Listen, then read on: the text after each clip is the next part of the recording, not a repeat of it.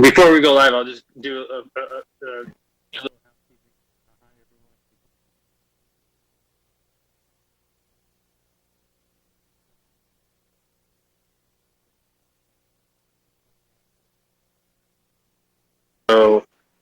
be simulcast on the town's Facebook page.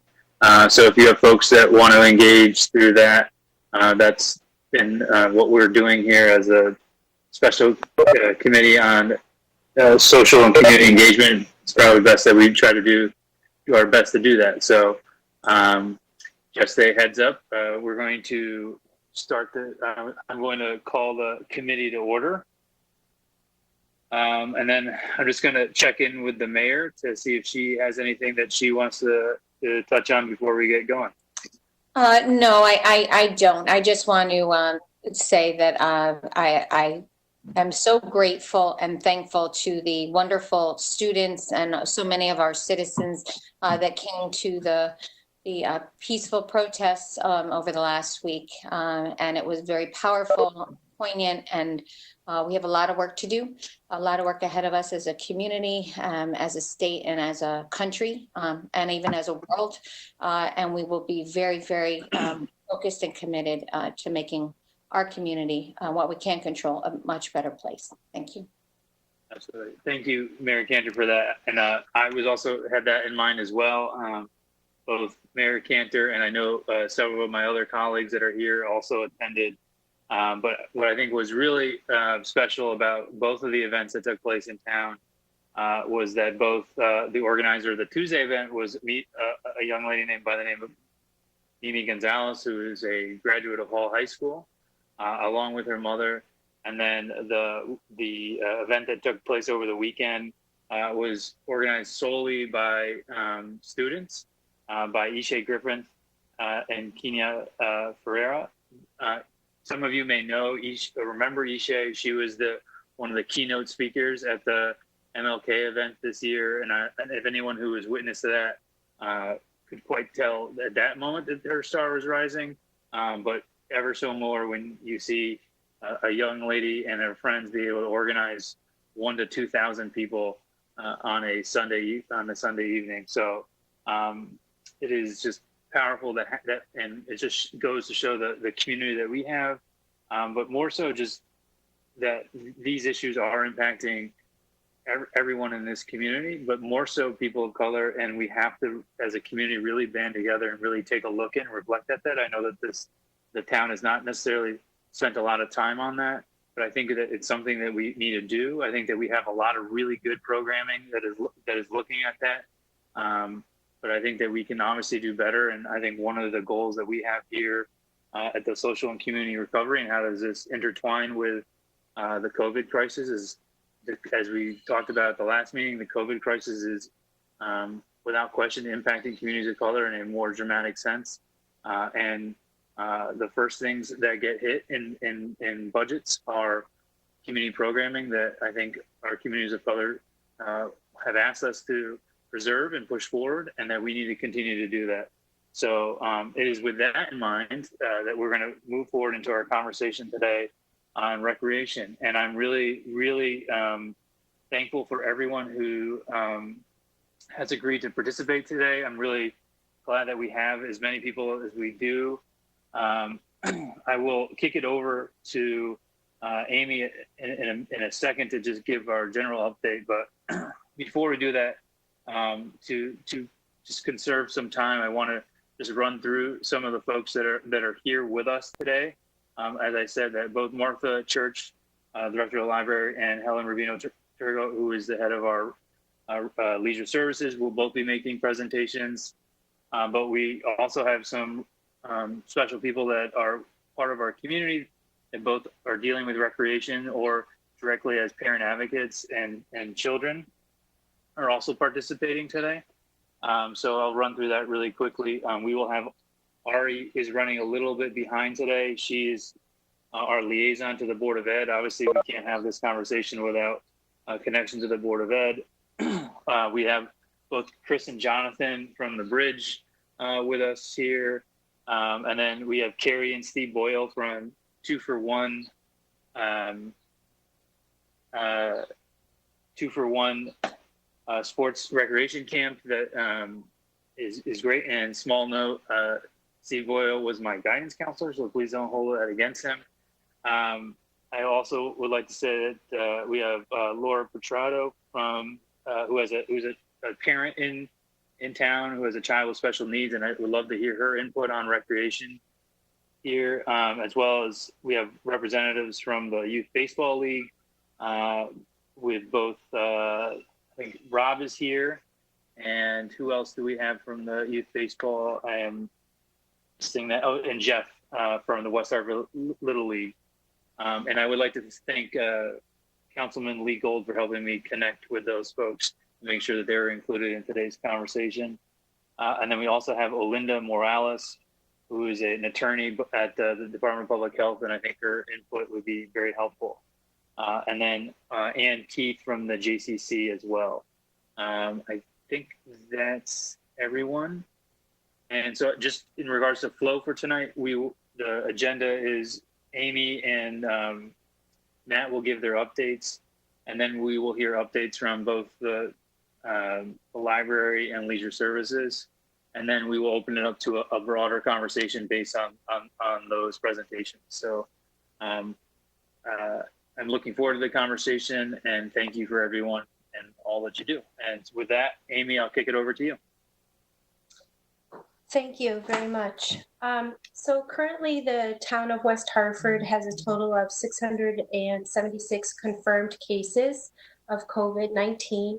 Our data is starting to fluctuate again as the state of Connecticut is weeding through some duplicate cases. We've also seen an increase in some cases that we received from April. So those numbers are now being added into our data. Saturday night, we did go out with the West Hartford Police Department and the Fire Marshal to do some education opportunities regarding social distancing. We did not take any enforcement action, but again, took this opportunity to educate people on the correct type of face mask. And again, solely education. We were also providing handouts on different types of face masks and what is appropriate to use. So that did go over very well. We are going to continue those efforts. We are maintaining and continuing our contact tracing, again, following up with positive cases as we continue to see increased cases. We are doing salon inspections as the salons are opening back up, and we will also be doing inspections of public pools as we move forward into phase 2. There is more guidance that is going to be coming out tomorrow from the Department of Public Health regarding outdoor recreation and our pools. So I will be passing that along as that comes out. We have done approximately 30 to 35 plan review applications for outside dining, and we're continuing those efforts as well. There is, in the progress, we are working on getting some additional testing. Doc's medical group is going to be doing some rapid testing on Sunday, June 28th, between 11 and 3 p.m. That is going to be in the Price Right Plaza. So again, more to come on that as we work with them to get testing in that area of town. And I'd be happy to answer any additional questions that anybody might have. Thank you, Amy. I also want to acknowledge the council members that are here. I forgot to do that in listing off. Members of the committee, Mary Fay, like I said, Councilwoman Blanks will be with us shortly. Councilman Ben Winograd, Councilman Lee Gold, Councilman Leon Davidoff, and obviously the mayor. And yeah, sorry, just a bit of housekeeping there.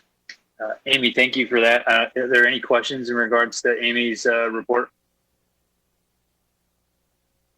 Well, thank you, Amy. I know we received some emails today, about the positive side of what's going on in West Hartford Center. I know that Mr. Davidoff is chairing the economic development, but I think one of the proudest votes that I've had so far on the council was to move forward with that, and I appreciate the mayor and Mr. Hart's initiative on making that happen. I think it's going to be quite an amazing thing to see evolve. And I think we're one of the first communities to really demonstrate that it works. So with that, Mr. Hart. Thank you, Councillor Sweeney, and good evening, everyone. It's good to be here with you in a virtual way. So just a couple things I'd like to report on this evening.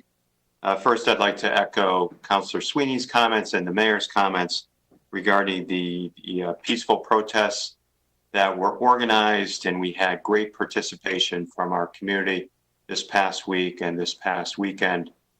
The issue of addressing the systemic causes of racism.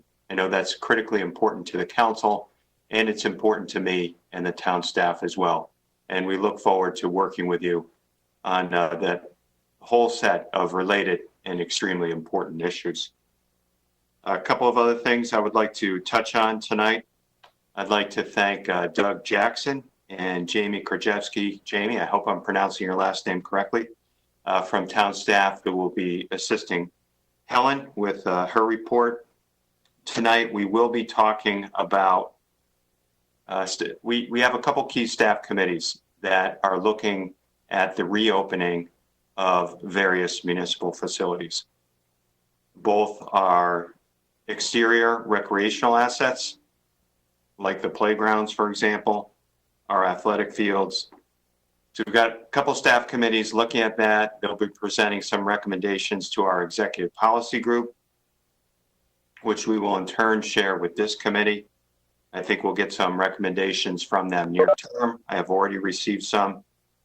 We're also looking at town hall, potentially reopening town hall to the public later this month. What's the best way to do that? What's the safest way to do that? We will probably start on an appointment-only basis. And then I think related to tonight's discussion, we are negotiating a new lease with Ideanomics, the company who owns the former Yukon campus property. And we have some very important ball fields the town owns on that site.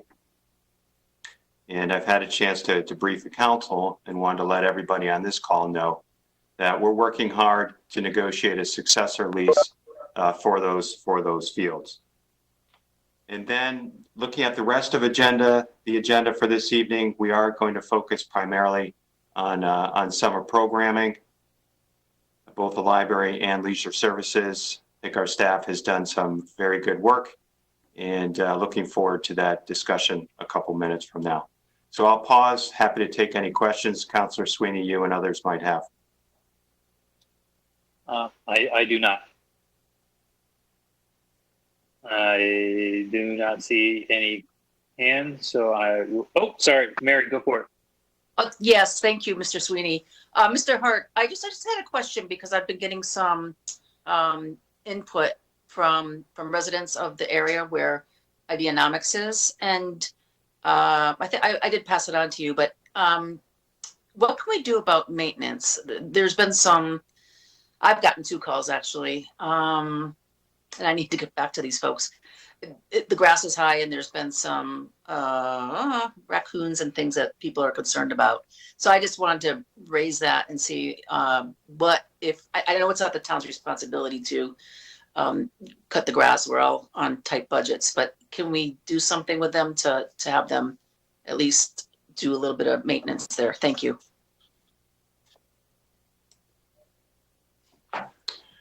Through you, Councillor Sweeney, Matt Hart, Town Manager. Thank you for the question, Councillor Fay.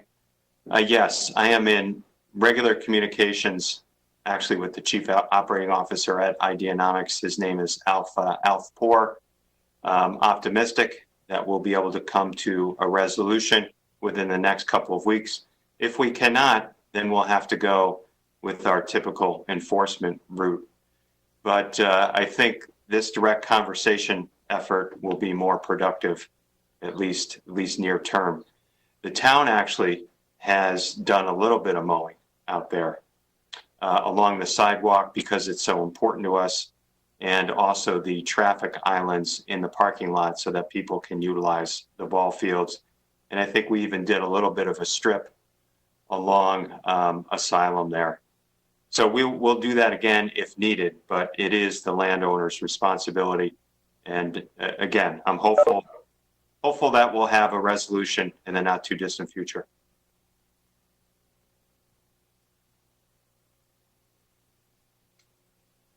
Mary, is that sufficient?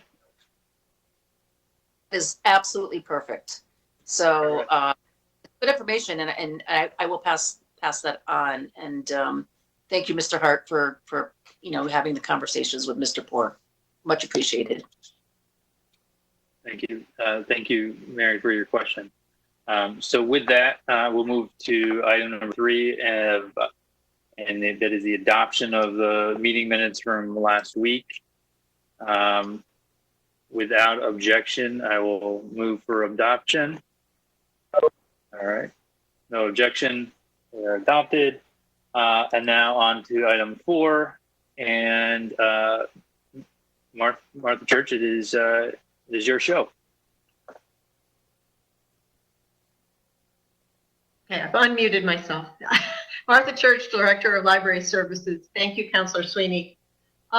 So before I start tonight with specifically those programs that we have in development for the summer, I just want to remind you all of the fact that the library, while the buildings physically have been closed since March, we have been very much open in terms of fielding phone calls for all town departments as well as for the library. helping people learn to use our downloadable collections, answering all the kinds of questions that we normally answer, which can be anything from the sublime to the ridiculous. Currently, just as I was leaving today, we are at over 2,500 questions that we have been answering. We've answered since the middle of March. The online collections, we continue to expand and develop those. We've increased the number of downloadable magazine subscriptions we have in direct response to the fact that usage is so high, and obviously magazines are going to be a problematic format for us going forward. So we're continuing with all of those things. We today started Curbside Service, and that was very well received, very popular. We had, I'm not sure how many people we had today, but we are set up to handle 600 appointments through the week in all 3 locations. Not 600 in each location, but 600 total. So so far so good. We're dealing with the backlog of things that people had on reservation and wanted from us way back in March. So we're trying to move those out first, and then we will serve the rest of the public as items become available and in the order in which the hold was placed. So there's a somewhat complicated algorithm there. So those are the sort of day-to-day services that we've been providing right along, and with the addition of Curbside today, we're making those physical collections available again. I think you are most interested, however, in what we are planning for the summer. And so we began virtual programming again back in March. Some of our library groups, our regular discussion groups, never missed a beat. Our New Yorker discussion group didn't meet. They are a weekly group, and they organized themselves to meet via Skype and then via Zoom until we could get organized to go back to sort of hosting them on our own Zoom platform. So we've been doing a lot of our regular discussion groups have all been meeting since March or April at the latest, and we will continue with all of that. So programming in the library is always broken up pretty much by age group. And so for adults, specifically this summer, one of the things I would point you to is our Shakespeare Book Club, which is one of our regular groups during the normal course of the year. It's a collaboration with Capitol Classics Theater Company. And so normally during the summer months, they're obviously tied up with their summer show.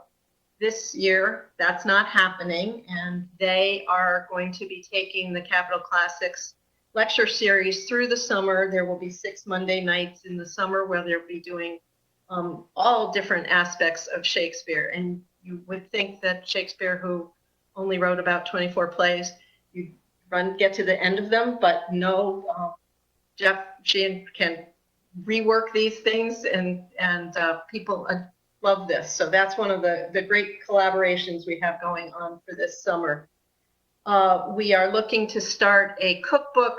We have a regular cookbook club, but we're looking to start a cooking series that will, we hope, feature local chefs talking about and showing how to make their favorite recipes from around the world. And so that's currently in development.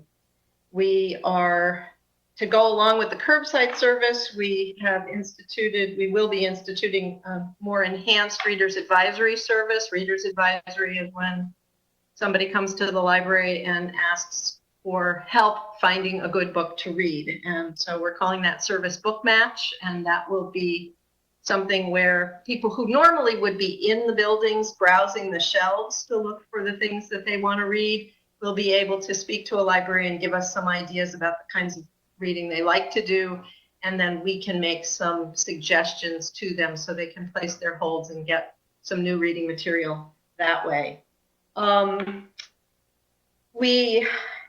A little later on in the summer, we hope, if all goes well, and the building is ready for this, we hope we may be able to start computer appointments for people who would like to use one of the library computers. And so that's something to look for coming up, but it won't be right away. So we have to make sure we're meeting all of the sector guidelines that came out just last Friday for libraries. And so it's going to take us a little while to get to that. So moving on to our teen opportunities, we have some terrific things going on. We have 13 different summer volunteer opportunities where a teen can apply online to either lead a virtual book discussion with some younger children or help out with some of the other programming that is going on during the summer.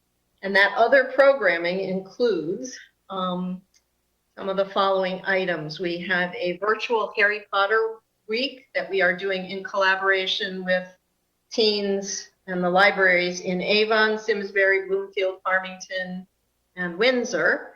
There'll be various online activities, including a virtual escape room, a trivia contest. There'll be a curbside craft and a Harry Potter cooking program. Harry Potter Week is something we have done in the past, again, usually with some of our partner libraries.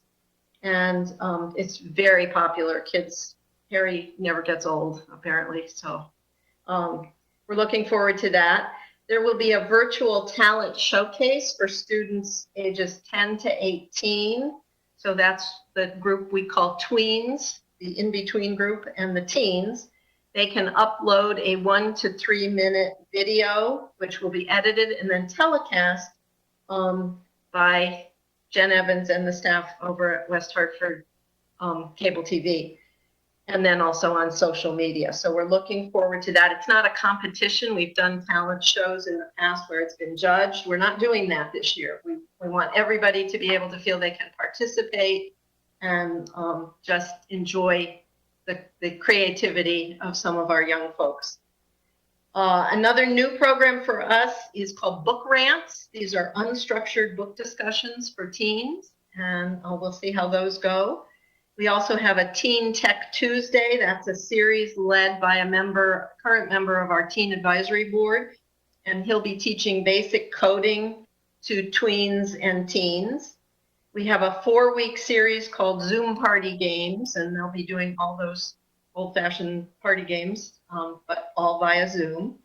And then our teen librarian has been in touch with the folks at the Bridge, and we hope to cross-promote programs that they are doing, and they will help promote some of ours. We're also looking to see if we can't put together a book discussion program with them. So that's the teen wrap-up. Children's, we've been doing virtual story time since March. We will continue to do that and then add some more targeted, specifically to age groups. What we have been doing to this point has been sort of multi-age, anybody can tune in, but we want to structure it a little more this summer and have specified times where it's specifically early childhood programming versus school age programming. So we're going to split those up and add a little bit more to that. Those range from an actual story time reading the book with some finger plays and song activities to cooking and crafts. There have been a lot of programs like that that our children's librarians have been doing for kids. Very, very popular, getting lots and lots of engagement on social media. So we hope to continue all of that. There'll be a virtual cartooning experience sometime this summer that kids can sign up for. Again, that's school age kids primarily. We have also received, we spoke with the folks at Hartford Foundation for Public Giving who had already given us the grant money to go forward with our FAQs and Fun summer program. Since we won't be doing FAQs and Fun as the grant was originally written this summer, they had asked us to hold those funds for next summer. But we went back to them and asked them if we could repurpose a small portion of those funds to see what we could do to provide books for summer reading at some of the grab and go sites. And we're still waiting to hear whether Faxon will be a grab and go lunch site. We have asked that the school department consider us for that, but we have not heard back on that yet. our children's staff and our teen staff have worked with the school department.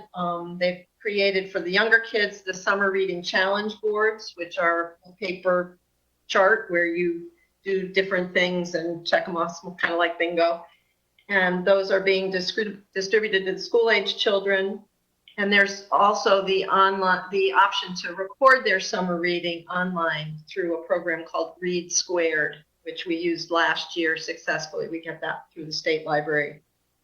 There will be Reader's Advisory Service for children and families. It's a little bit different from the book match that we're doing for adults and teens, but that's all going forward. And I would just commend to all of you the library's website, because all of these programs are outlined in pretty good detail on the website. That's where, for any registered programs, that's where a person would register.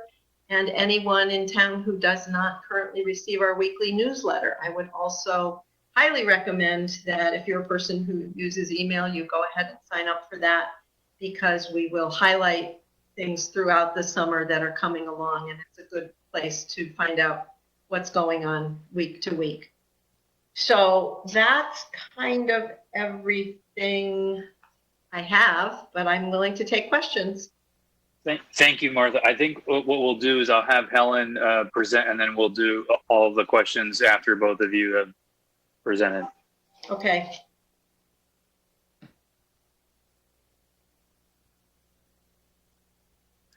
Sorry, with that, Helen, the floor is yours.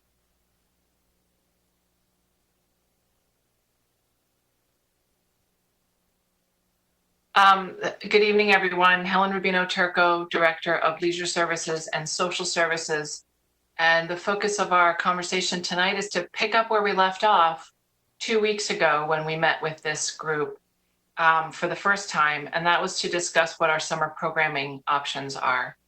And we have done a lot of research. We've talked to a lot of different communities. We've talked to people within our own community, different camp operators, including Annie Keith from the JCC, who's with us this evening. And we really have appreciated all of the input that we've received from our community, as well as our staff and town council members. So given all of the input that we sifted through, and particularly from our health department, Amy Kraus has been wonderful resource for all of us, but particularly when we're trying to sort out the changing goalposts that the landscape of COVID-19 has done to our community. So every day, every week, we're getting new guidelines and the sand keeps shifting. And so we're doing our very best to kind of react to that and to provide as many options as we possibly can within the safety parameters that our health district and our town manager and our elected officials feel is safe. So with that, we presented several scenarios to the town manager a couple of weeks ago. And after some discussions internally and with our leadership, we're moving forward with 2 outdoor camp options, a daily drop-in program in the parks with some special events and some passive recreation, as well as virtual programming. So I just wanted to kind of summarize briefly all those activities. And then I also have on available to answer questions are Doug Jackson from Westmore Park, Amy Krajewski from Elmwood Community Center, as well as Mark Blanchard, who is the manager of Leisure Services and has been the primary liaison with all of our youth leagues and most of our camp programming. So the 2 camp programs that we're going to offer are both full day, 8:30 to 4. They're on different sides of town. They offer different pricing categories, and they really, different age groups, they really match up with trying to catch different segments of our community. So obviously Westmore Park is a nature camp. It's largely outdoors. We felt very comfortable running this camp because it's almost all outdoors. And there's also kind of ample shelter areas there, especially with the, hopefully we'll be finished very soon with the outdoor classroom, which has been a wonderful project that we've been working on. Mayor Cantor will remember that it was about a year ago that we met with the family and talked about this wonderful idea that they had that dovetailed with the idea that staff at Westmore Park had for an outdoor classroom. So that would be available probably in mid-July. We are, believe it or not, on schedule and on budget, which is just wonderful. So this Westmore Park camp would be 7 weeks. They're prepared to start June 29th. It would be a modified program of an existing camp. So it's, and they would adhere to all the rules that the Office of Early Childhood have decreed for camps. So they're offering 40 spaces, and that may grow, but 40 spaces is what they're comfortable accommodating, given that they do need emergency shelter if a pop-up storm happens. And again, this is, a mixture of farm and activities and guided tours around the exploration around the facility. The Elmwood Community Center camp it's actually 2 programs, but because we're not opening the senior centers just now, we can give Jamie Krajewski the run of the place. And with that, she is planning to offer multiple camps for multiple age groups for 50 slots. And that includes slots for the Busy Bees program, which is extremely popular amongst the younger crowd. And then a larger segment for the summer care regular camp program that would be taking place on different floors. And Jamie, 2 weeks ago, explained what her protocol, how she's reacting and responding to the protocols with different entrances for different age groups. And but it really seems like that is also a facility where we have full-time staff, and these are modified programs of regularly held camps. So we feel comfortable running them.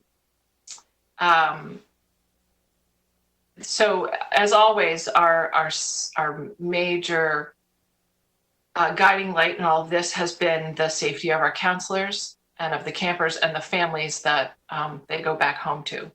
And so that's why we settled on these 2 camps as existing camps with modifications. And they both utilize the outdoors to a great degree.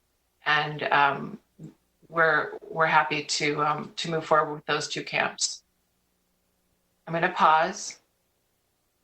And now I'll talk about the other things that we're doing. So Jamie and her team have also been working a lot on virtual activities. Because Jamie's going to be busy running her camps, we'll shift that responsibility to other people. But we already have a very robust West Hartford Leisure Services Facebook page where she and Victoria and her staff have been posting different activities, positive messages, as well as links to activities that they have screened and deemed permissible to share with our community. There's also been a lot of really great activities going on with the senior centers and with the special needs page. So they each have their own pages on our West Hartford Leisure Services Facebook. And we're pretty excited about all of those. In special needs area, and they've had parties on Friday night with a very popular DJ that has been doing programs for them, and they do it all through sort of a Zoom type of scenario. It's been fun. And we share that on our regular Facebook page as well. We're also collaborating with some local organizations and town colleagues. So for example, we're going to build on the relationships that we started last summer with our Parks Bingo. So the businesses, for example, include West Hartford Yoga.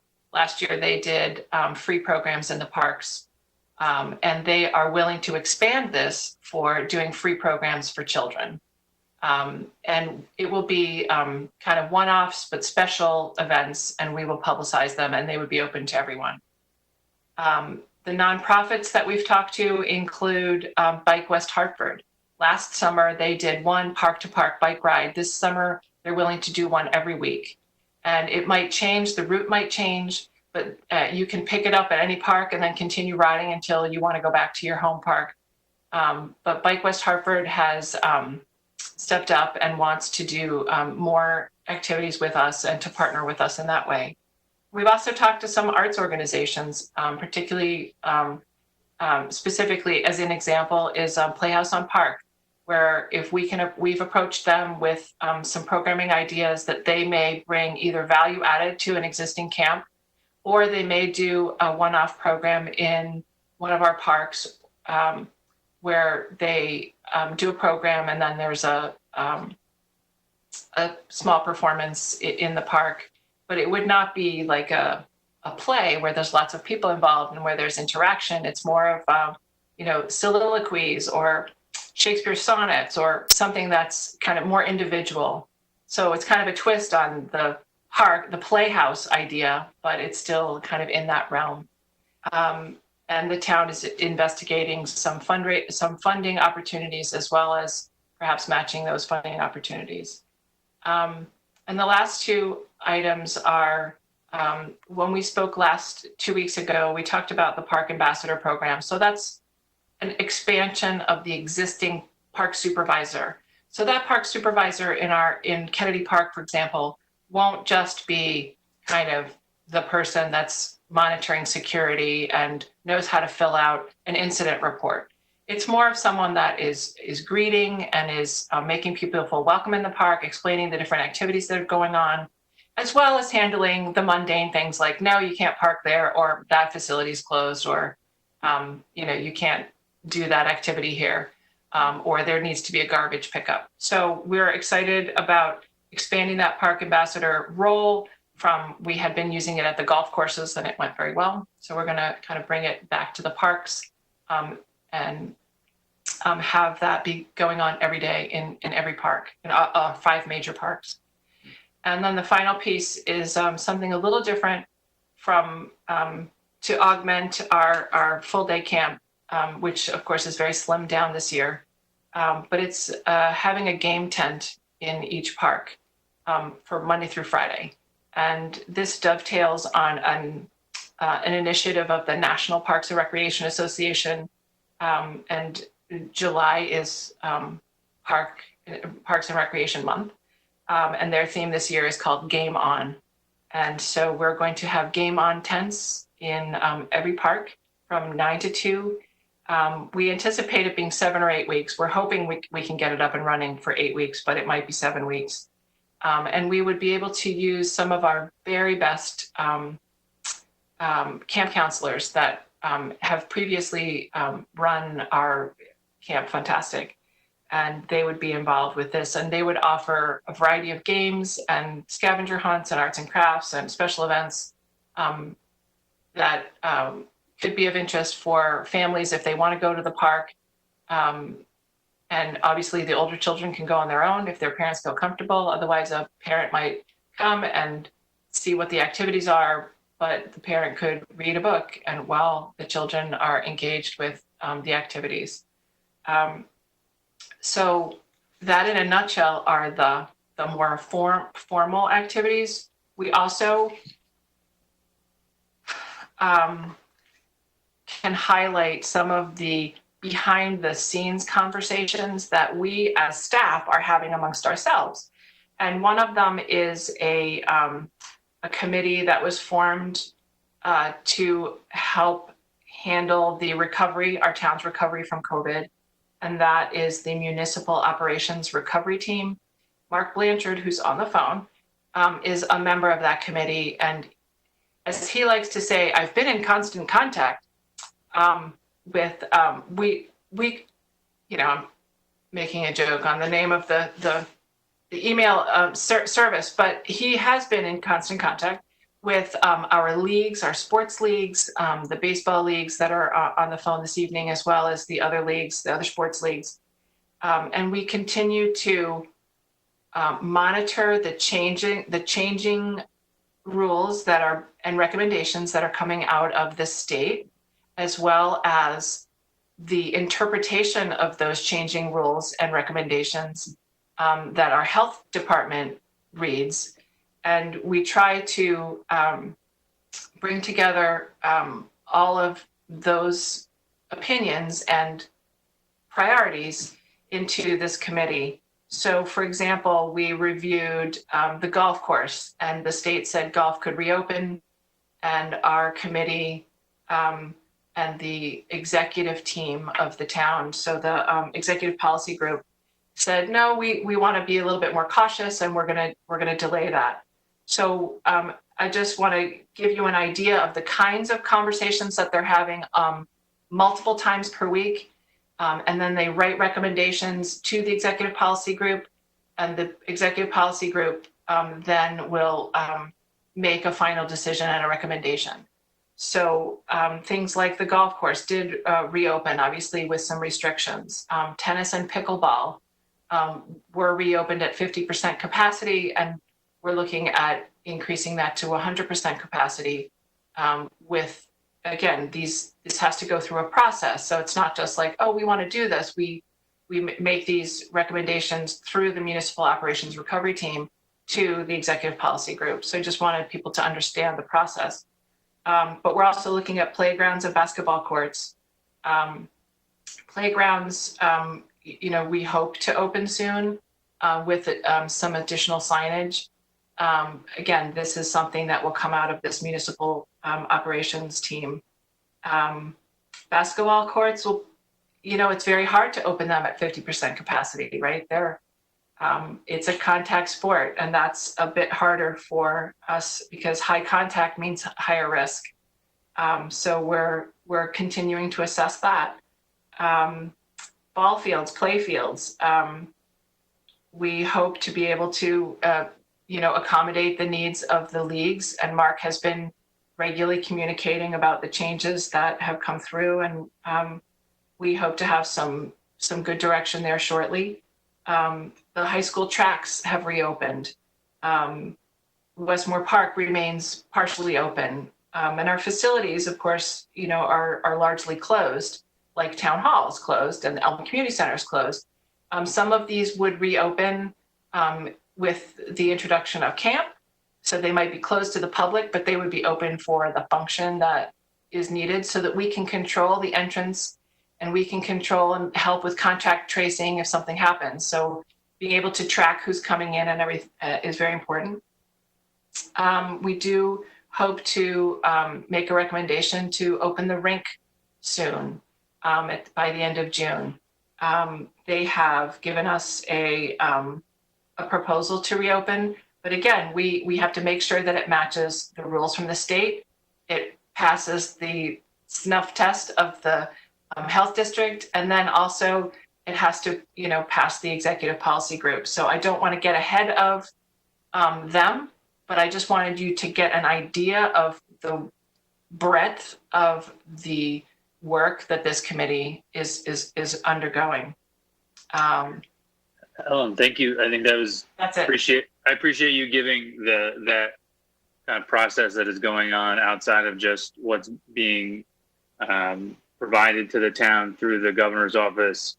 Obviously, the town leadership needs to, once something is allowed to happen, whether or not we can do it and do it well and do it safe is of the utmost importance. And that's actually why, it's a good segue into one, we can just open it up for questions to both Martha and Helen, but I kind of also want to bring in the folks that have been waiting here and participating, that I think we can kind of intertwine this conversation in regards to, I know that we have folks from the baseball that, while we are still kind of awaiting, kind of direct guidance from the governor's office in regards to what is going to be allowed moving forward. I think I guess there's a good thing that, with the governor moving up this recent announcement, as Martha talked about, was on Friday, there were some significant deadlines that were moved up. I think that is,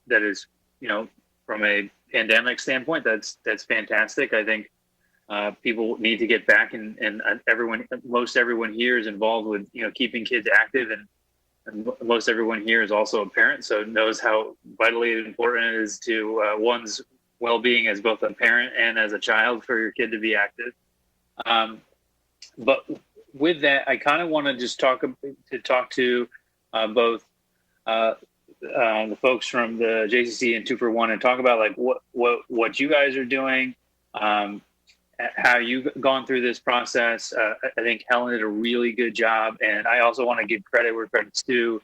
The town staff listened to the council, listened to us, listened to multiple people on, and took input in regards to what they were doing. And I really credit the staff for listening to us, and that's kind of why we put these committees together. We appreciate you moving forward, Jamie. We are really excited about the work that you're going to be doing this summer. I think it's really important when we're considering all of the communities in our town, how important it is to have Elmwood Community Center functioning at a high level with programming.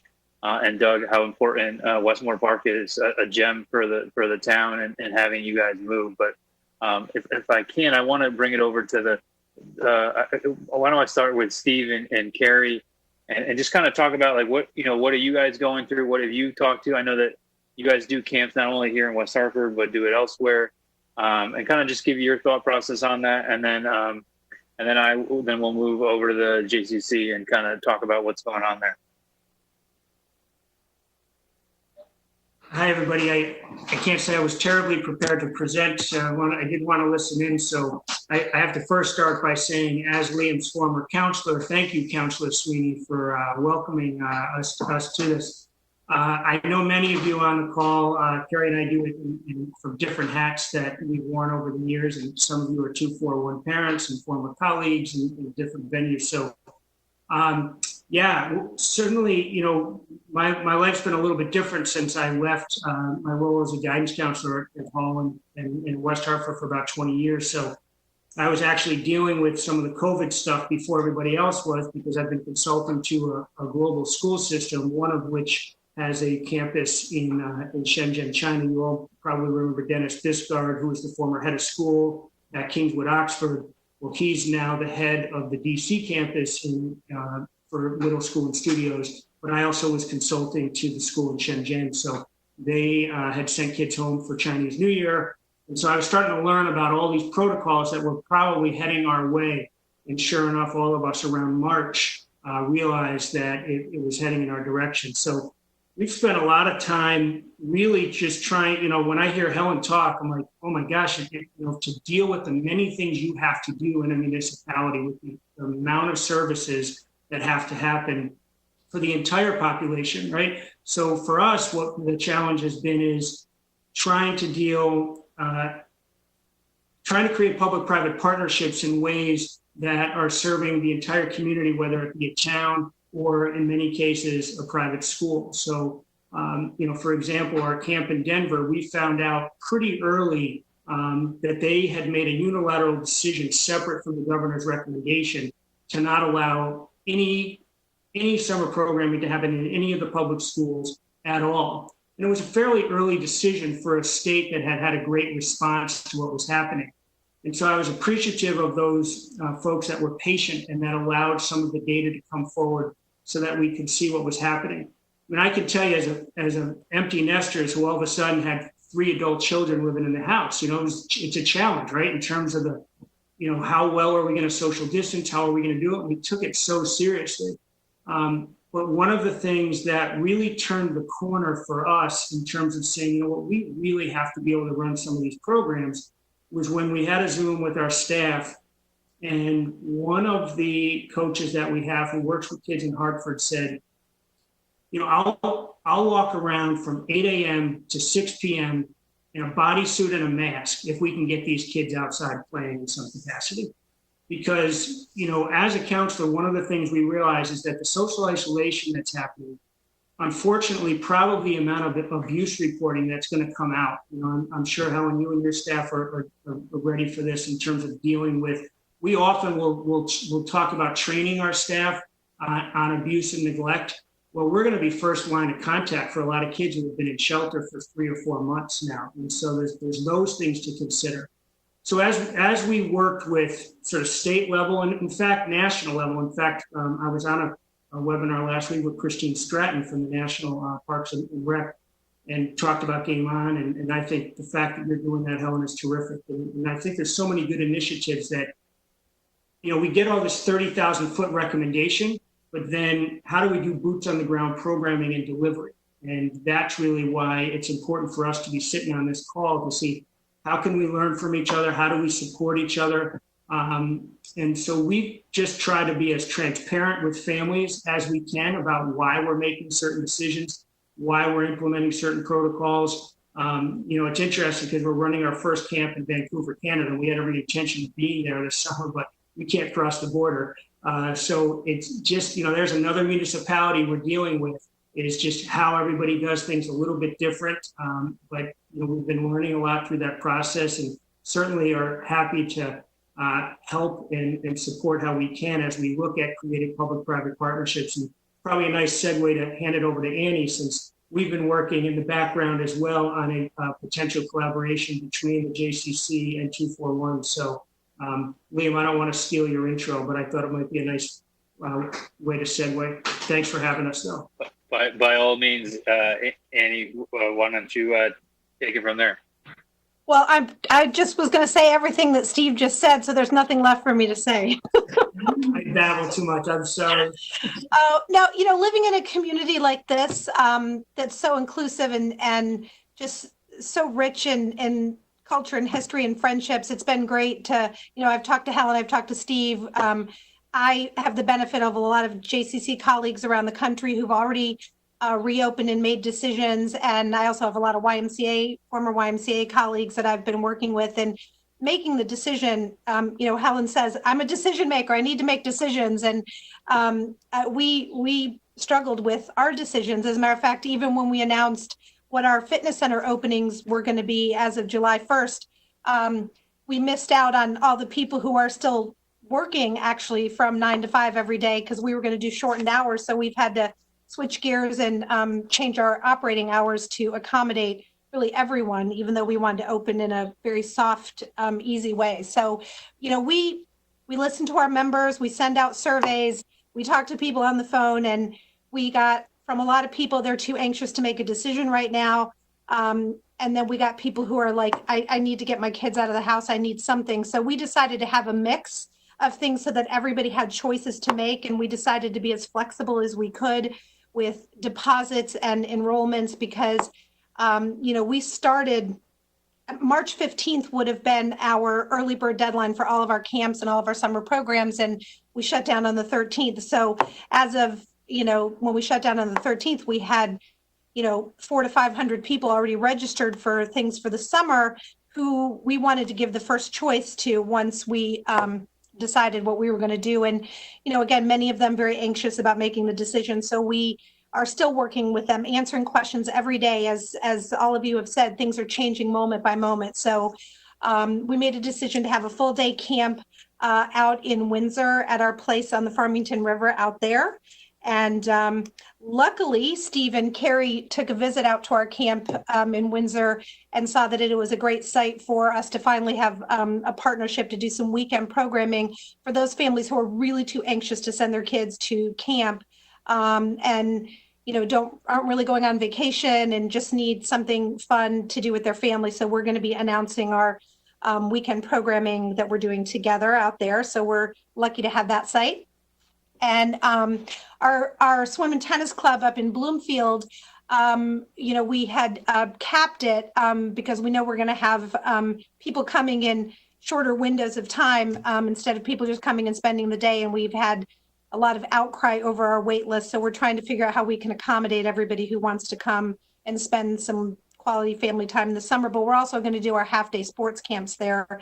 And again, the registration is pretty slow because people are having a hard time deciding if they want to do it. But again, we're trying to offer as much flexibility as we can. And then at our indoor JCC, we usually have a big theater and arts program in the summer, but you know, a lot of the kids who do our theater program just want to put on a show, and we're not able to do that this year. So we're doing some arts and science and theater programming here that's half day so that, again, kids can have something.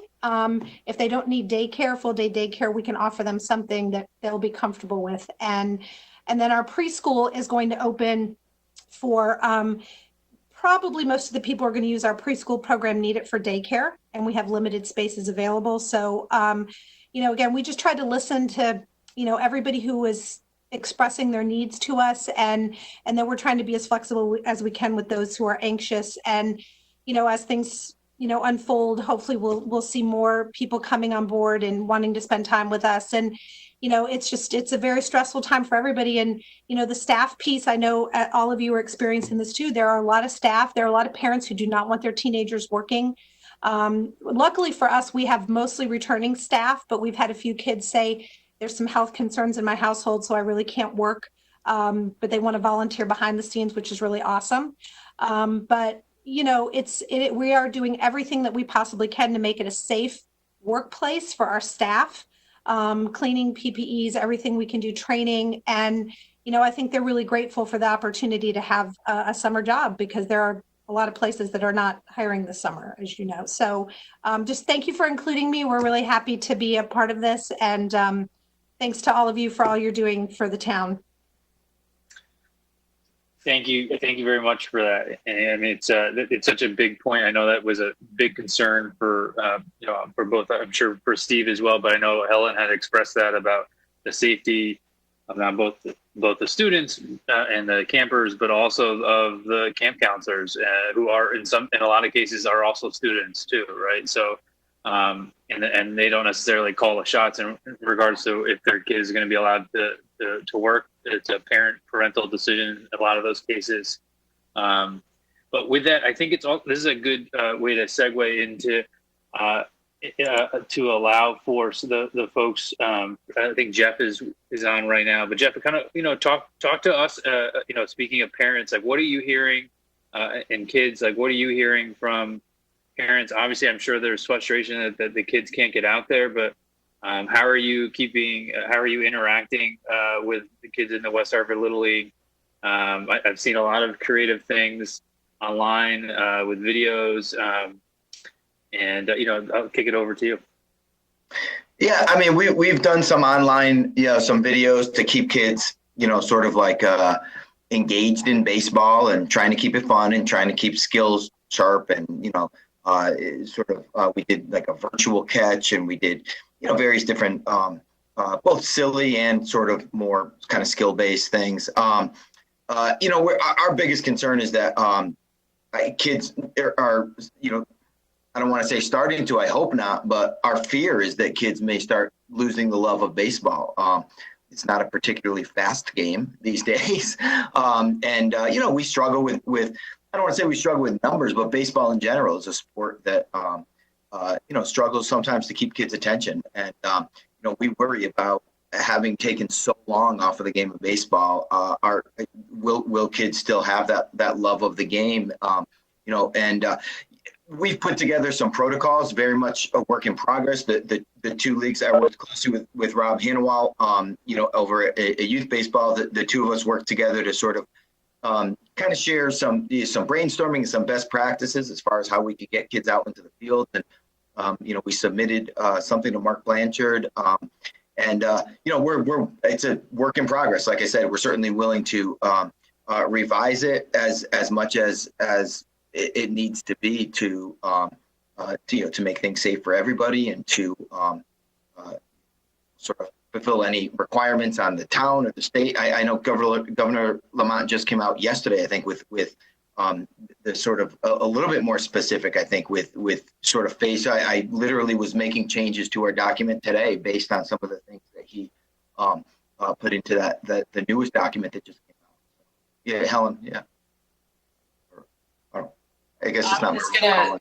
Sorry, Mr. Sweeney, I was just going to mention that this is something that, we as Leisure Services, we also work with our Connecticut Recreation and Parks Association to constantly to kind of sift through all of the information that's coming from the state and then try and give it to our leagues so that they can respond and update all of their programs. And baseball has been great. And, we look forward to receiving your plans and then tweaking them, just like we're receiving our plans from our own facility, like the Veterans Rink.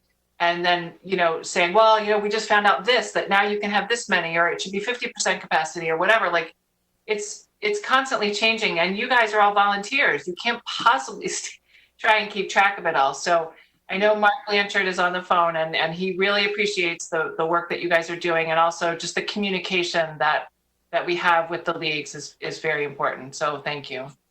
And I'd just like to echo that too. I appreciate the communication from the town, and I appreciate the fact that I know we're all on the same page. I know we all want things to happen, and I know we all want safety too. And so, hopefully something will work out. Yeah. Well, thank you. I mean, thank you guys all for what you guys are doing and keeping one of the things that that's very important for me, and I know as well for the mayor, is keeping kids first during this, right? Like, we're all adults and we can sort through this stuff. The kids, this is when you realize how much your kids really depend on you as a parent of two kids. Steve can appreciate this now even more with 3 grown children now depending on him at home, and Sherry with 4 of them. But I have a 3.5-year-old and a 1.5-year-old. And you really see that. And I think what we see during this process is how much kids depend on adults to just do the daily functions for them, right? Whether it be school or sports, getting them to and fro things, and then giving them the permission to go do these things during times where they are, difficult to sort through. And I think that's a good segue to kind of just go back to Chris Dutton with the bridge, and Chris, you deal with kids on a daily basis. You guys have done a really good job of engaging them in a different way. But what are the frustrations that you're hearing? I know that Steve, Jeff, and Helen are kind of the process. They're running the mechanics of it. You guys kind of go behind the curtain a little bit more with the kids and kind of hear more based on the what you guys provide and kind of with the frustrations that they're having. If you could talk a little bit about that, that'd be great. Sure. That's a loaded question. Thank you for having me and inviting me to this. But that's a really loaded question. And, with respect to the often very confidential conversations that we're having, I think the biggest thing is, and my biggest insights are with the, teenagers. They're alternatively worried and frustrated. I think they're growing in their awareness of the world around them and all of the different things that are happening. With COVID and now with, protests all over the country and really the world, we just had a really intense discussion around that subject last week. But all of these different things they're trying to wrestle with and make sense of at the same time as being really frustrated that they can't go hang out with their friends because that's what they're supposed to be doing. That's a big part of the work of being a teenager, right? They're supposed to be learning how to be independent. And now they've got mom and dad listening to all their conversations, maybe depending on the family structure, right? But, it's like, how do I sort of learn to assert my independence while I'm, at the kitchen table trying to have a private Zoom conversation or a FaceTime conversation, something like that. So they're wrestling with it the same way that probably most of the adults on this conversation on this call right now are wrestling with it, but with fewer tools, and it's in the way of them developing their tools that they would normally have. I think we've tried really hard to facilitate conversations and have the kids that we talk to on a regular basis come together as often as we can so that we can at least help them have that space.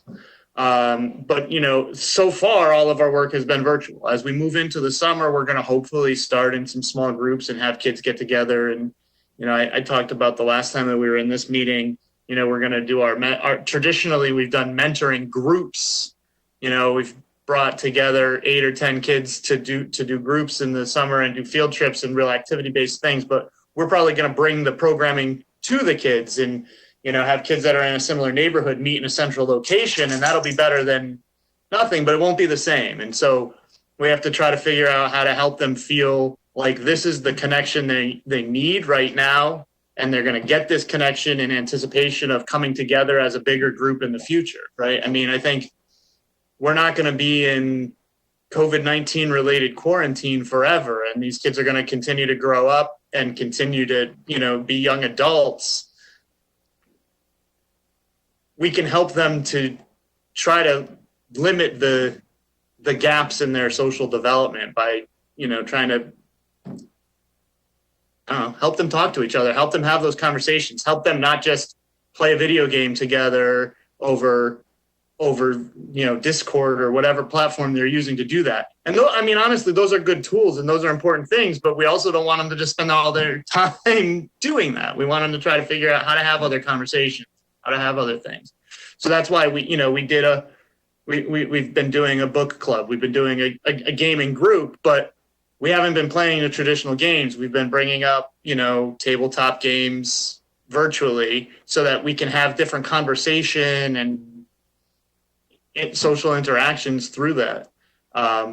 But you asked what are their needs, their frustrations, their difficulties. They're supposed to be hanging out together. They're supposed to be spending time learning how to, form an identity, and that's really hard to do in your bedroom, regardless of how connected you are through the internet. And I'm grateful for the internet and all the ways in which they're able to connect with each other. But it's not the same. We all know that it's not the same. So that's, Yeah, no, I appreciate you. Thank you for sharing that. I didn't want to push up on any confidentiality, but I just, you guys are, you guys are talking to kids, right? Like, I think most everyone here, and actually I want to go to Ari next because she kind of specializes in this as a profession. But, most everyone here interacts with children in a organized format with structure, whether it be school or camps or programming. But like how this, obviously the impact of COVID was was one huge thing on recreation in regards to activity. To your point, like, kids are playing a lot more video games. Screen time is kind of like a concept that has been thrown out the window for a lot of families just to survive. We're over here. We are definitely one of those folks because both my wife and I are working from home. But every action has a reaction to it, and I think that can you just kind of touch on what are you hearing and seeing from kids, and like how can we as a town kind of be aware of this? How is there anything that we can do on the council to help this? Go for it. So I can speak to, we are actually at the Institute of Living where I am working. We're actually just starting to have our outpatient children and adolescent programs come back live. So we're starting slowly. Like this week is the first week we're having a teen group come back for an IOP level of care, which is 3 hours of group. But what we're seeing is, and I think we're all seeing this, is over time, children and teens, while they were connected through Zoom, and it was kind of a nice novelty, I think they are starting to pull back and disconnect from wanting to do these virtual hangouts, and they're really pulling back. And what we're seeing is a lot more social isolation, which is concerning, especially with the population that we see. It increases anxiety, it increases depression. Parents are expressing concerns. We're seeing a lot more substance use in the older teens, and a lot more behavioral difficulties, parent conflict. A lot of the kids that were getting referred from the ED are a lot of behavioral outbursts I think kids are just, everybody's in the same house together, confined. So we're starting to slowly move back in safe ways, and with the understanding that at any point, if the children and teens can't socially distance within the parameters of our program, we will have to pull back.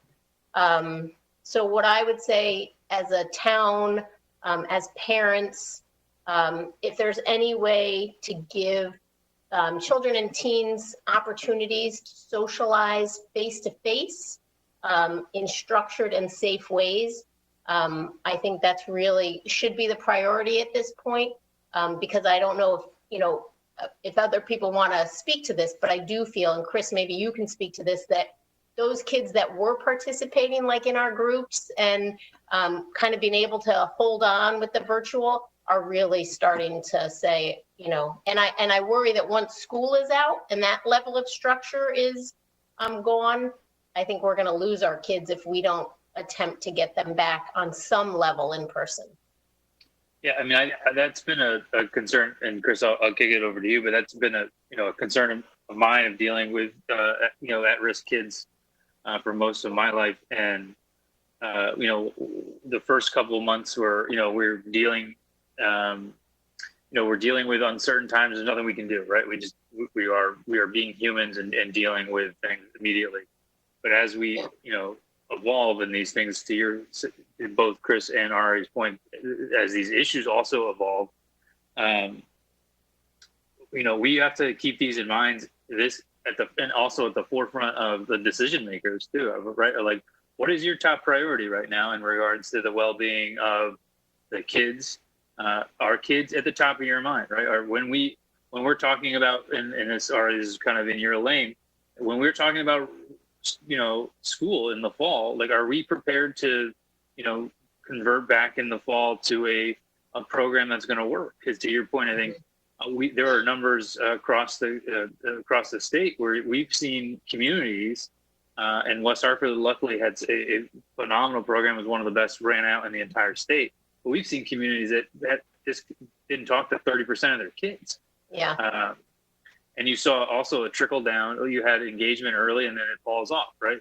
So I think it has to be at the forefront. While business and running the economy, it has to. Those things are all intertwined.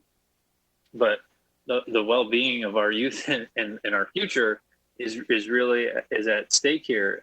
Because not only that, but we're kids. Who knows? This will be probably analyzed down the road, but what kind of education did the kids get this last year, right? Mm-hmm. No matter where you are, how great it was. Yeah.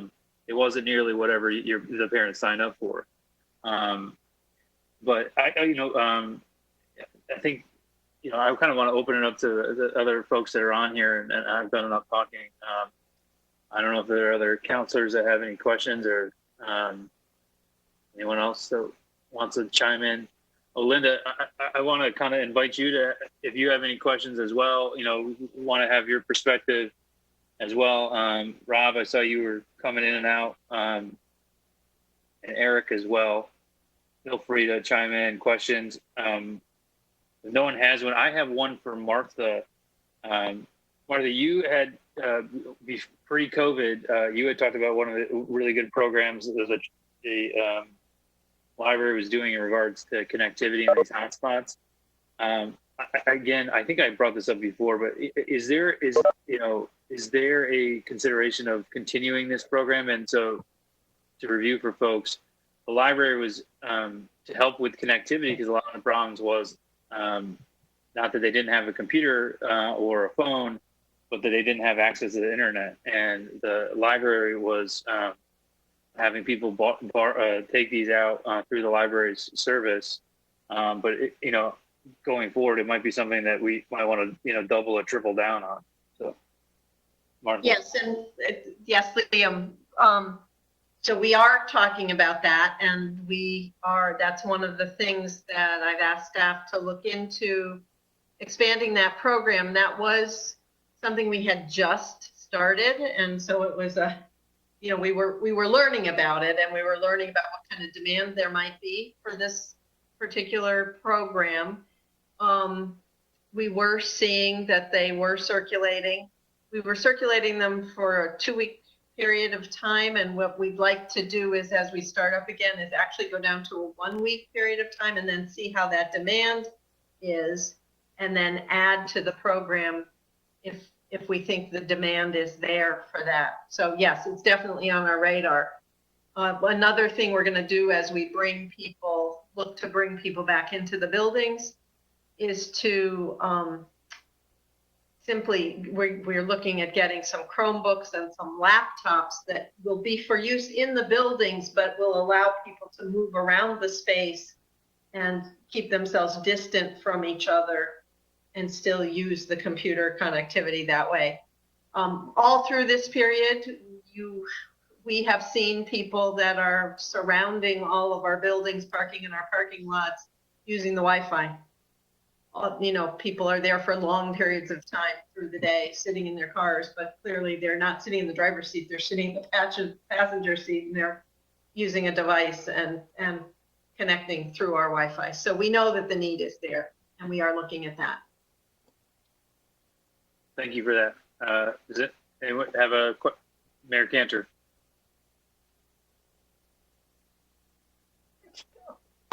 Ben, why don't you go to Lee first? He raised his hand, and I'll go after. Thanks. Thank you. I'll be quick, as I always try to be. Number one, thank you for everybody who joined on this call, and obviously my fellow council members and town employees and executive branch. I do have a question for really the private groups here, Steve and Jamie, Annie and such. What is the enrollment that you've seen going up in terms of the campers that are being involved, or the students and the children? Has there been concerns specifically by parents as to how you're going to be managing and dealing with safety and concerns of that nature? Have been specific things that you might be able to address so that we have a sense of that too on this end?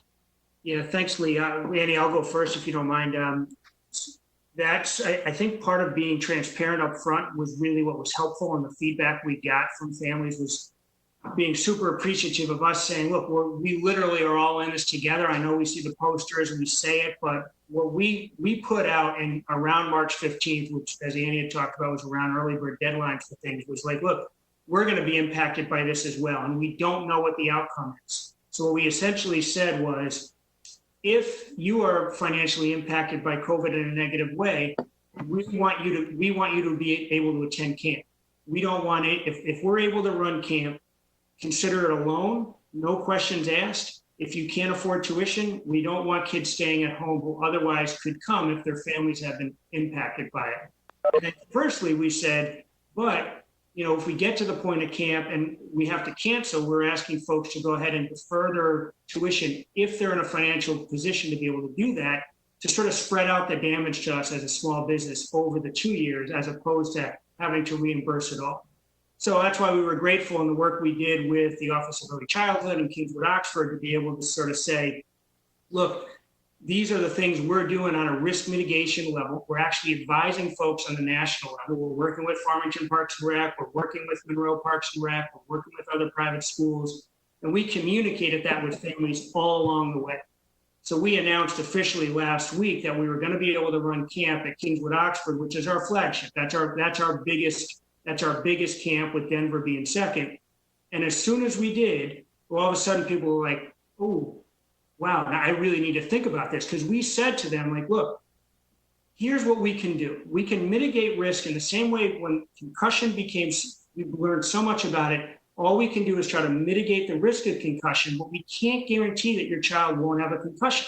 We're going to do all the protocols that make sense. Same thing with COVID. This is what we're going to do, but we can't promise 100% safety. So we had probably 4 or 5 new enrollments for every one child that said, I don't think I want to do it. Because some of them all of a sudden realized, like, wow, I forgot my grandparents are coming into town the week after 2/4/1. And so with the 2-week sort of quarantine that people are still looking to do, they realize it. So I would say for the most part, as long as we're really clear with what we're doing and we're giving choice to families, for the most part, we're seeing an increase of demand for folks that want to do it. I don't care if you want to add anything to that, but it was one of those things where that's been interesting. Carrie actually. Yeah, well, I was just looking through, and usually the key age for us is like 10, 11, 12. Very few 13, 14-year-olds. We have a ton we have at least 12 or 13 and 14-year-old girls, which is very rare for us. And a lot of, 13 and 14-year-old boys as well. So, we are seeing a bit of a shift with, again, I think it's what Ari's saying and Chris, that, these kids want to, they want to see each other and they want to, do something face to face. So I think that this is becoming an opportunity. And I also think the other opportunity, and Jeff and Rob on the baseball side, is that, with the folks we're talking to on the national level, is that there's really an opportunity for local municipalities to do things to actually increase the love of baseball, right? And to actually get kids more involved in the local aspect of sports. Because look, we did it ourselves as parents. Here we are doing the Life's Too Short for Just One Sport thing, but we would literally drive to Virginia to have our daughters play in a lacrosse tournament against a team from Newington. I mean, that's insane, right? But we do that all the time. So here's an opportunity to finally say, hey, let's build our base in a strong way. So, I know that a lot of times, we've got elite and we've got this and whatever, but I think there is an opportunity for towns to really look internally. And we have a great town. We have a diverse town. We can really build our programs up in a way that could be a lighthouse in terms of how we do it. So when I always look for outcomes on these meetings, Liam. So, if there's an opportunity to sort of talk about how to do that practically, we're all in terms of that conversation. Sorry, Annie, I babbled. Like I said the first time, whatever Steve said. Echo that. Same here. The only other thing I would add in terms of to Lee's original question that Steve, I don't think even answered. I did. Is that to make families comfortable, it's, everyone's a little different. I think as the weather gets nicer and people are out, I think people are feeling more ready to do an organized program. So as I mentioned before, just the flexibility of letting people make those decisions up to the last minute and being ready. I mean, being overstaffed, oversupplied, so we can meet the need as it arises. But the other thing we're doing is both with our early childhood kids and with our camps is we're planning Zoom calls so that the kids get used to, the kids themselves can ask questions because it's going to look different. We've had this conversation with people signing up for our programs. It's going to look different. It's not the same. And let's have a conversation before camp starts so that the kids feel okay about that. And also, have a little time for the kids to see their counselors in a mask because it's not something that they're going to be used to until that day starts. So we're going to do as much preemptive connection as we can to help them feel comfortable. And that's a perfect example of how we learn from each other, because we're sitting here saying that's brilliant. We should be doing the same thing. We do a lot of open houses for adults, but it's a great idea to do it for kids. So Annie, we are taking that idea as well. So thank you for sharing. Hey, this is Eric Mallinson from WOB, the Older Kids Baseball League. I just wanted to just chime in quickly if I could. So I know I can speak for a little bit for the other two younger kids leagues as well. We have like hundreds of families that are volunteering to get involved in playing baseball this summer. Our numbers are down. There's no question about it. But I think those folks that want to play feel comfortable with the risk that they know of. I mean, we've all learned a lot about COVID in the last 3 months, and we know what the risks are. And I think people are making their informed decisions. And truthfully, there are a lot of kids that want to get out and socialize and play baseball. So I think we need to take that into consideration when we're making these decisions, how quickly we act and what it looks like. Yeah, Eric, I think that's a really good point. I think that weighs heavily on everyone here. I think that the difference is in this case, well, in the case that you're giving is that, we are waiting for the guidance on that, right? I think it is really important and it is great to hear. I think one of the things that I'd be interested to hear from both either you, Eric, or Rob. I know he's kind of popped in and out on the screen here. I'll give him a second to pop back in. Just like how what are you guys doing in regards to interactions with the families? How are you talking, Rob? Now there you are. You're with us. I'll give you the opportunity to answer that. But like, what are you guys doing to deal and engage with parents and the league participants? Yeah, so from our level, for me, this is Eric speaking. We have 13 to 19-year-old kids that are involved in our program. So we communicate a lot through the kids and their parents directly. We had email blasts going out, every couple of weeks to give them updates on what we were planning on doing, what interest levels we had. We did a virtual catch with the group where we had, videotaped everybody throwing the ball. So there's not a lot of clinics and things that we can do at that age level virtually. But we did stay engaged all winter long. We shut down our winter program just at the end of March. So we just were coming out of winter baseball and going into spring baseball when this all got shut down. But yeah, we've been engaged with the families. And the feedback has been steady that they want to obviously play baseball as soon as they possibly can. Those who really want to play. And like I said, our numbers are down, but they're not substantially down.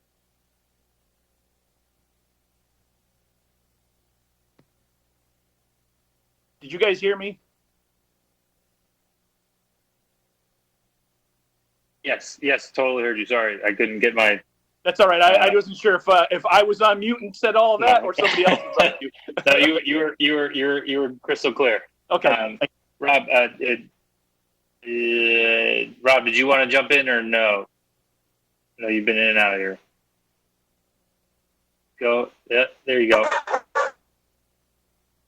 You're live, Rob. Go for it.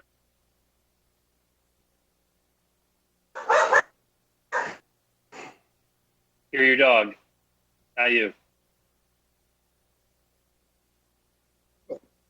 Rob texted me on the side and did say his internet connection was really spotty right now. So okay. He's having trouble kind of coming in and out. Okay. All right. Rob, going once here. Sorry, guys. Can you hear me? Yes. Go for it, man. I can. I've been like an oh no type moment. Campaigns. Rob, we are struggling with your audio. Maybe you can try to call in through your Rida, and it might work better.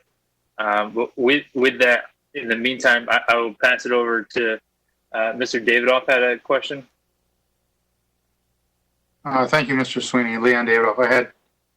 Sorry, Leon. I meant to go to Mary Cantor. I totally got caught up in. You good? Okay, go ahead, Leon. Thank you, Mr. Sweeney. I first had a few comments, and then I do have some concerns. So, listening, to everybody, I'm quite impressed with the can-do attitude and the thinking outside of the box. That's definitely been brought forward this evening by a variety of different programs and ideas. And then the synergy between the JCC and 241, I don't think that would have occurred had this not been the process that we had chosen to develop here with respect to how the council was going to engage our community. The library, Martha, I think the amazing resources and offerings that you've listed and outlined this evening are truly remarkable and touch almost every segment of our population. So I think that's really great. And for the camps, whether it be Westmore or ECC, I think we're meeting the needs of our young people and addressing that concern that Chris and Ari brought out about being socially isolated and how to deal with that. And we're offering two different types of camps to allow that to happen with Doug and with Jamie in terms of their offerings. And we're all doing this without compromising the health and the safety and the concerns that parents and guardians have. I have two concerns, though, that I don't know if this is the appropriate place to address, or maybe the manager can and think about it, Martha brought up the good concern about Wi-Fi townwide and how people are coming into our facilities to use the Wi-Fi. I know Mayor Cantor's had an interest in this for a very long time to get us free Wi-Fi, because the digital divide is real in West Hartford. It really is. And it's something that we really need to take seriously, and we need to address somehow. There are people who don't have iPhones and computers and internet access, and that's something that we do need to look at. And the other thing that we really haven't really addressed at all is how we're meeting the needs of our special needs community. I know this evening that we don't have anyone on the call that is addressing that, but those are two things that I think that are critical components. They address could be similar or different populations in our town, but something that we definitely need to further have a conversation on going forward. And I think those two things are pretty important to me. So, and I'm certain most of my comments share that as well. So thanks for your time, and I appreciate it and look forward to some responses. Matt, you had your hand up, and Helen after that. Yep. Thank you, Councillor Sweeney. Thank you, Deputy Mayor Davidoff, Matt Hart, Town Manager. I'll start off, and then Helen can certainly speak to our special needs programming. With respect to the broadband issue, I am aware of that. I do want to take a look at that again, probably with staff, another department, perhaps a combined effort between community development and information technology. But yes, I am aware of the challenges there, and have heard actually from a couple of our residents throughout the course of the pandemic. And I do think that's something we can work to address successfully. I would now like to ask Ms. Rubino-Turco to talk a little bit about the programming we have underway right now, and what we're hoping to do over the course of the summer for our special needs population. Thank you, Mr. Hart. Helen Rubino-Turco, Director of Leisure Services and Social Services. So special needs does fall under the jurisdiction of Leisure Services, and of course we do our very best to include all children. Inclusion in our camps and our programs, inclusion requests should go to Danny Brown. She is our special needs coordinator who runs out of ECC. And, you know, this is a very individualized program, especially this summer, to follow the camper counselor safety issues. But I'm just going to have Jamie Krajewski respond a little bit more completely, because the special needs programming falls under her area. So as the director of the Elma Community Center. So Jamie, sure, if you can answer. Sure, Helen. So I actually think you answered that pretty clearly. I mean, certainly, you know, we work really hard to include any child who, you know, wants to participate in one of our camps, to provide them with services or one-on-one aids, and again, very individualized to the camper in regards to that. Now, I know that really only kind of hits that population of age 3 to 12, because that's currently what we're looking at offering for camp. But Danny Brown and I have been in discussion to open the dialogue as to when we can begin our, we have a pretty robust year-round special needs programming for teens and adults with our Friday night events. We run an event called Prime Time, and we run dances, bingo events, just different social events for individuals with special needs that are older than the camp population. So with my strong feeling that, I really want to try and maintain the building at ECC kind of for the safety of the campers and the staff during the day. And with the regulations that are still in place for the number that we can accommodate for gatherings, we don't intend to start those in-person events this summer yet, but it's certainly something that we're talking about for the fall and planning on for the fall. And we've also started to talk about the possibility of trying to do some Zoom meetings or some Zoom social gatherings with those individuals who participate in our Friday night events. And hopefully we can get those off the ground in the summer. We did have a good turnout when we hosted that online DJ'd dance that Helen had mentioned earlier. And that was really fun for the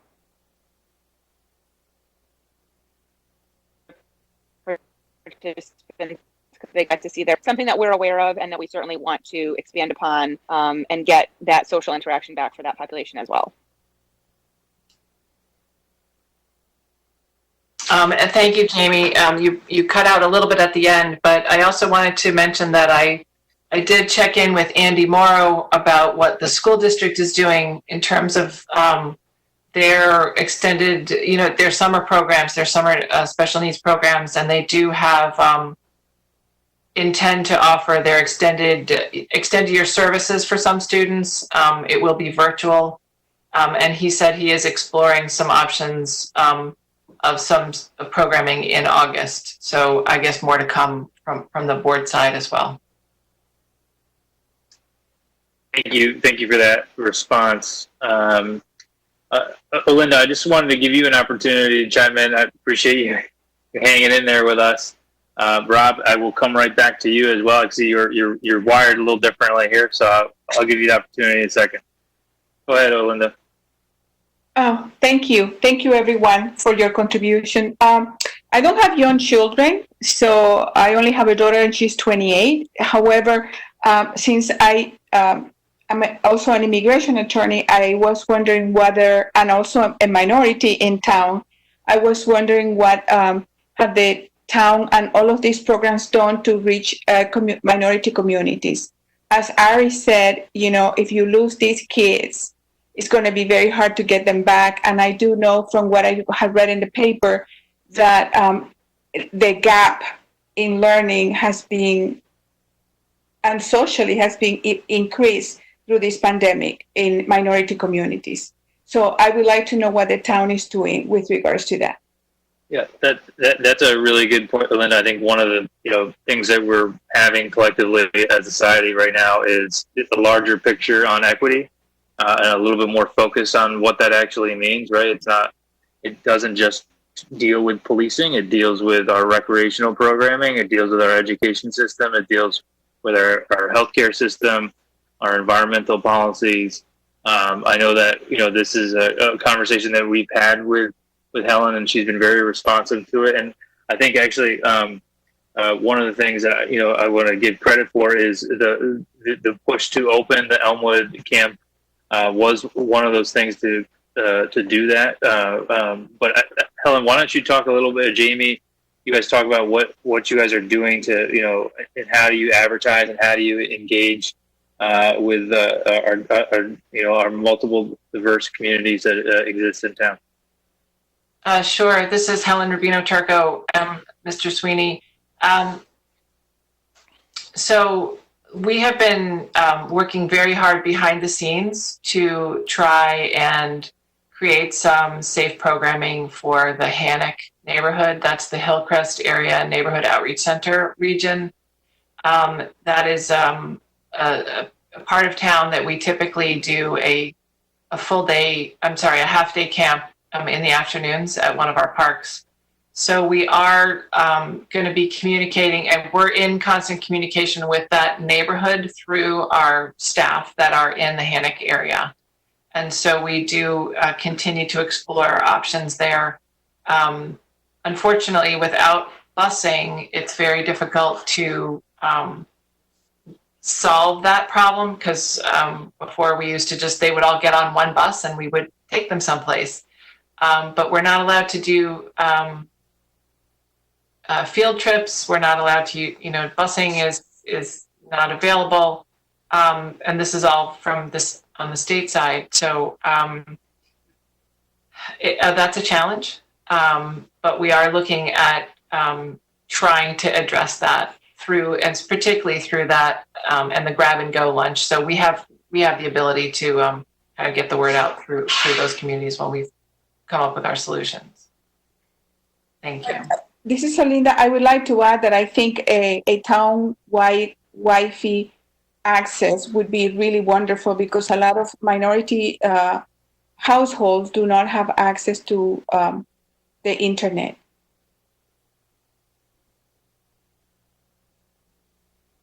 Fully agree, Linda. I think, and you know, I also just said I think the town can always do more in regards to engagement. I think we are working on that, and to be honest, would love to have more of your personal opinion on how we can do that. The next meeting of this committee, we will actually be engaging with a lot of the youth that helped put together these last couple of rallies and have been engaged with the town and have been a part of these different cores. And I think that's kind of the next process. So when the mayor asked me to put this committee together, one of the things that we were talking about is how everything is so interconnected, right? Like you can't just have one conversation without the other. But I think the next conversation that we have will be much more directly connected to those issues. But for sure, the town can always do a lot more, and we will continue to put pressure to do so. Ari, you had your hand up. I'm just thinking out of the box and would really have to spin it. But I was thinking that, you know, I know that Bayo Transportation, just because of my own program, any student who's 12 or older who has Husky A is eligible for transportation, like a med cab. So if there was some way to kind of spin a camp that would be meeting social emotional needs of these kids, that maybe there's some way to kind of do that so they would have the transportation available to them. Just a thought. It's a great thought. Helen? I also wanted to address how we get the word out. Obviously, we have our program guides that we mail to everybody, but we also, the libraries are a huge resource for us in terms of disseminating information. But we do have in place a Leisure Services Scholarship Fund, and this does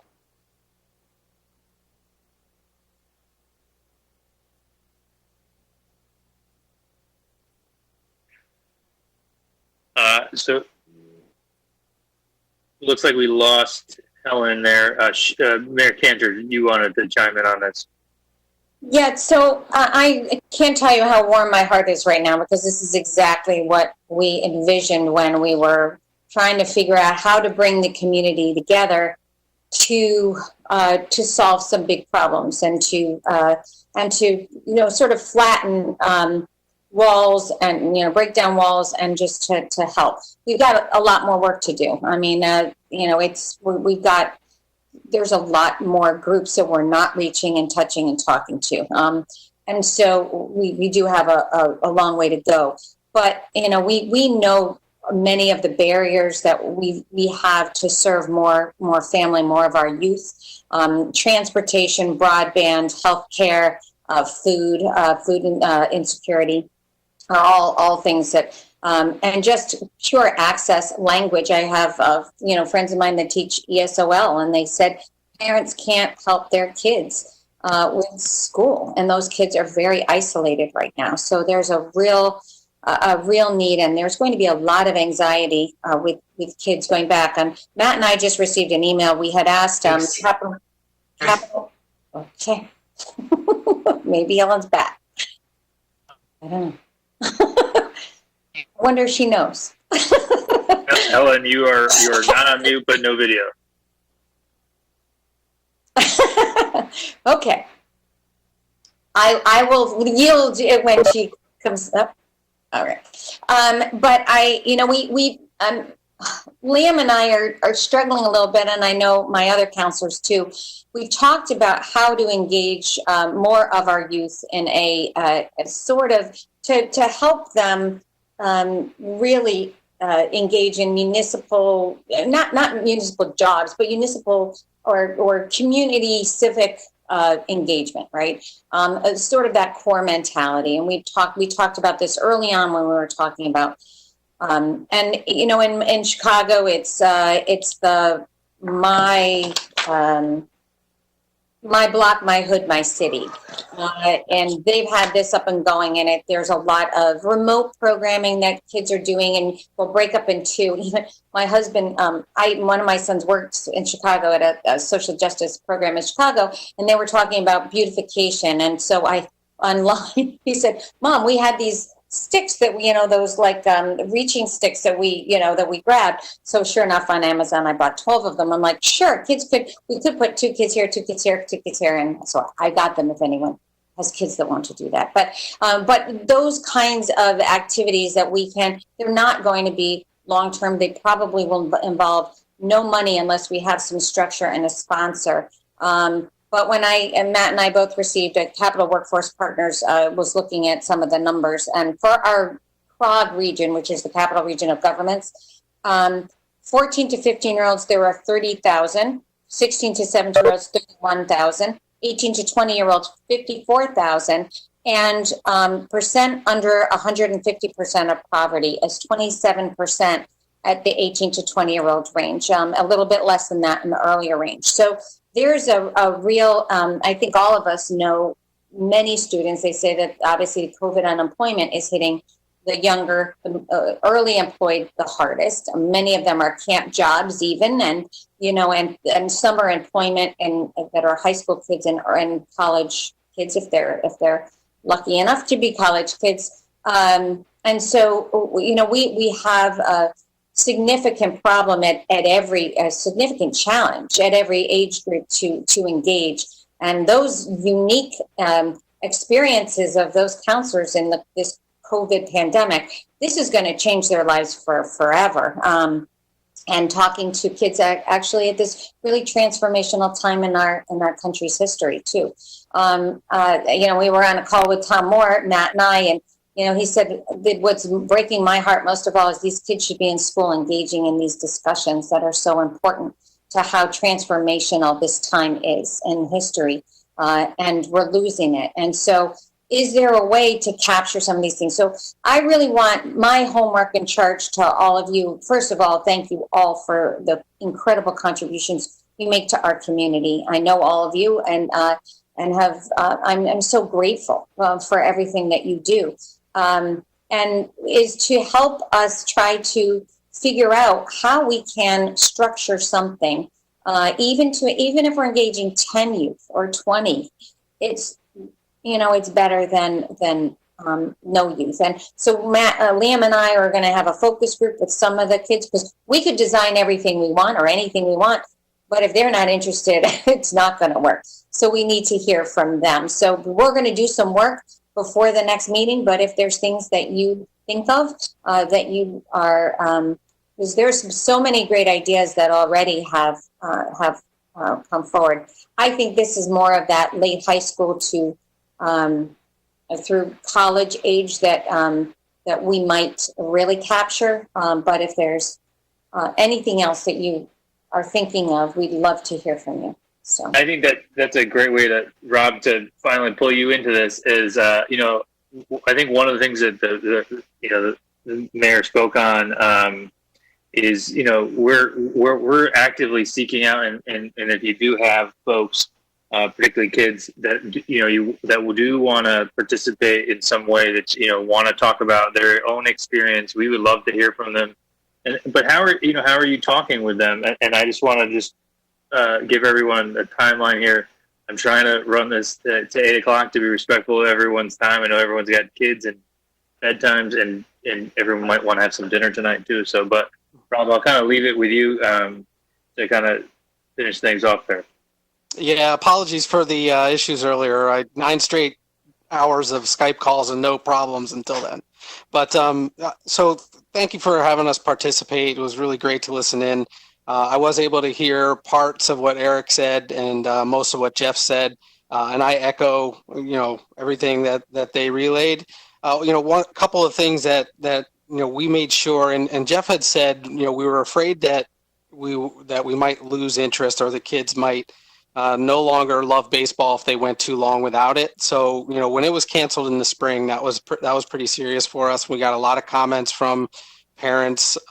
So we engaged with some stay home baseball ready social media campaigns. We had some virtual lesson opportunities for our players, kind of to hold off while we were in the back room developing a plan as to, when the state and town deem it safe to do so, well, we want to be ready to execute. That was all good, and we were able to rally around that. But now it's like, okay, it's real. This thing is probably going to happen. Are we lock solid? And that's when Jeff and I and Eric all worked together on making sure we were at least 90% consistent with our best practices and protocols to make sure that the experience is not only safe, but one that they can come back and learn to love being with their teammates and playing the game of baseball again. The one last thing that we did do is right before, I would say about 2 weeks ago, as we were finalizing our plan, we decided to do a quick pulse survey for our families. And, we sent out to about 500 or 600 players or families and simply asked them, do you want to play baseball this summer? If so, what might that look like? A lighter format, a different format, kind of reintroduce back to sport type of thing. And the responses were overwhelmingly positive. We got about 200 replies back. 90% of them said, we want some sort of baseball, but there's definitely some undertones there that said, but we would like to kind of wade our way back in. So that made its way into our plan. That kind of gave us the confidence that, we were doing the right thing in making sure that the kids have some sort of baseball experience in the summer. But we didn't want to overdo it. We didn't want to, come back and play, 25 games. It's going to be more like 8 to 10 and just ease our way back in, and we'll take it from there. But it's been great. As Helen had said, Mark has been in constant connection with the leagues and giving us updates on fields and what it looks like in the next couple of weeks. So we're all good. We're just kind of waiting and excited for any potential opportunities down there. Thank you for that, Rob. It's really, really helpful. And I guess what I'll leave with it, I think this is one of the best conversations I've had in 2 weeks in light of all the things, and to hear all the optimism on this tonight is great, and the flexibility and everyone doing their best to make the best out of the situation for kids and we have to keep that in mind when we're doing these things. That this is we're all adults now, and these kids have so much in front of them and so much. And as we talked about earlier, they depend on us so much in ways that we don't know. And our lack of creativity, our lack of working together, I always say that, adult problems always get in the way of kids. And I don't want that to be the case. I think that we really need to prioritize kids here and leave the adult problems or whatever we have somewhere else and move forward. So, with that, I'm going to move to adjourn because it's just about 8 o'clock and we've been very good at keeping it under 8. Thank you to everyone. And also for the folks here, if you do have kids, particularly in the teenage 13 to 18 or plus, that you think that would like to engage with the town in regards to a dialogue of how to engage kids, at a different level, help us do that. Please send them our way. We're looking to have a similar Brady Bunch conversation with a bunch of teenagers and young adults next week. So please send them our way. all right? Thank you all. Have a great evening. Be safe. Thank you so much. Thanks, Liam. Thanks very much. Thank you. Thank you, Liam.